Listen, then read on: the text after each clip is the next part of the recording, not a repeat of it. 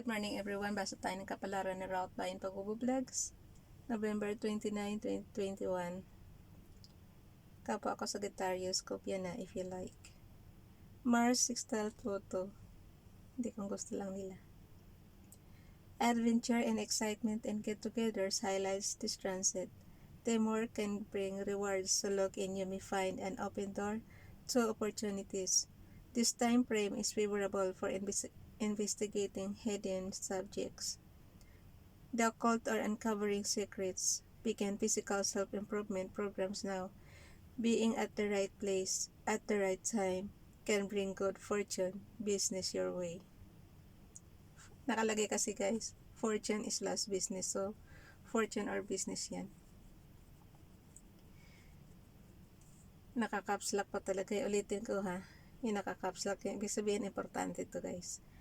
Being at the right place at the right time can bring good fortune / business your way. So yan. Life can make some positive changes for the better now as super energy is in abundance. Electromagnetic influences can draw people to you, and this is one of those times when having the right amount of insurance can benefit you. A very passive state of mind exists within you now and all seems right in the world. So, maganda yung ating November 29. Mars sextile Pluto. Sa November 30 tayo, Mars conjunct Neptune. Discrimination will be needed in all business practices and transactions to avoid dishonesty. So, yung mga dishonesty guys, iwasan natin. And difficult challenges face you for a few days.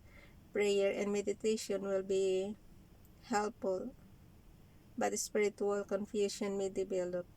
Avoid any form alcohol and drugs. So, avoid nyo yung alcohol tsaka drugs. Now, as they can have an adverse effect on your body, and you will notice that your energy will be lower than normal. Avoid caffeine. O yung mahihilig sa kape dyan, bawal din. Iwasan din. Avoid caffeine and any stimulants. Bakit naman ang daming pinaiiwasan sa atin dito?